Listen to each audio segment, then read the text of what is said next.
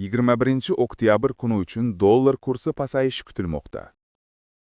O'zbekiston Markaziy banki ma'lumotlariga ko'ra, 2025-yil 21-oktyabr kuni amalda bo'ladigan dollar kursi 48-49 so'm atrofida pasayishi prognoz qilinmoqda, deb yozadi Bankir kanali. Bu esa milliy valyuta mustahkamlanayotganini bildiradi.